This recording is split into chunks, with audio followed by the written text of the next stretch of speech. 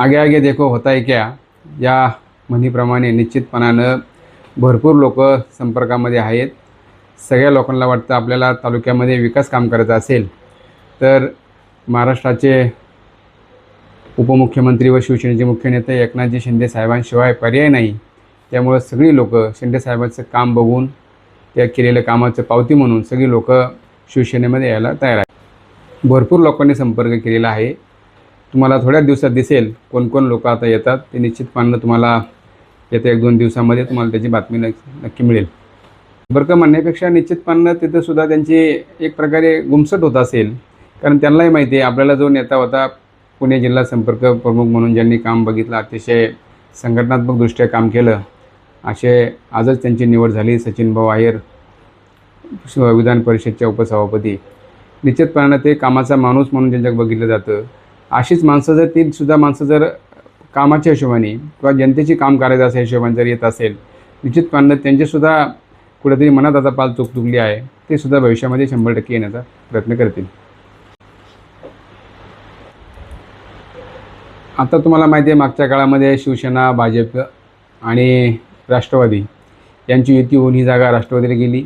राष्ट्रवादीचा जे नाराज लोक होती, जी तालुक्यात नाराज होती, त्या सगळ्यांनी विरोधी आमदार म्हणून तालुक्याचे आमदार बाबाजी शेटकाळे यांना लोकांनी बहुमताने निवडून दिलं।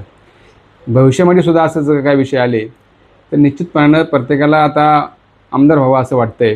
पण आता भविष्यात SIR जी आता मोहीम लागू आहे, याच्यामध्ये तालुक्याचे 2 आमदार होतील आणि याच्यामध्ये अजून काही कोणी सांगू शकत नाही इथं हा आमदार होईल का तो आमदार होईल, कारण आता 33% महिला आरक्षणसुद्धा कदाचित होऊ शकतं। त्याच्यातून तालुक्यामध्ये महिला आमदार जरी झाला तर कोण होईल कोण सांगू शकत नाही। त्यामुळे आता हे बरेच भविष्याच्या गोष्टी आहेत। त्यामुळे आता त्या सगळ्या डोळ्यापुढे ठेवून प्रत्येकजण आता कामाला लागेल। प्रत्येकाला वाटतं तालुक्यामध्ये कुठेतरी आपण प्रतिनिधित्व केलं पाहिजे। त्यामुळे भविष्यामध्ये हे ज्या तालुका आपल्यामध्ये खेड आळंदी असेल किंवा आता खेडचा पश्चिम पट्टा असेल, याच्यामध्ये 2 आमदार होण्याची 100% दाट शक्यता आहे। त्यामुळं येणाऱ्या लोकांचं सुद्धा आम्ही पक्षवाढीसाठी निश्चितपणे येणाऱ्या सगळ्यांचं स्वागतच करू।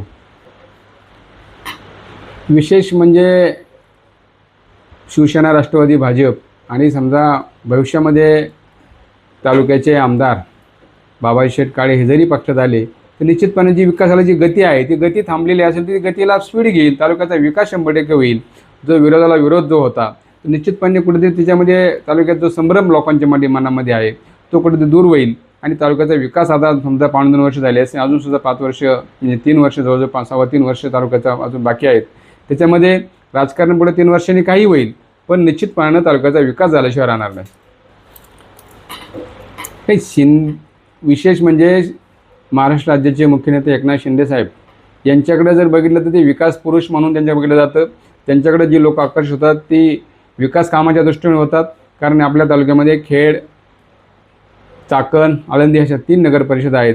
त्याचा विकास करायचा असेल, शहरांचा सर्वांगीण विकास करायचा असेल तर एकनाथ शिंदे साहेबांशिवाय पर्याय नाही।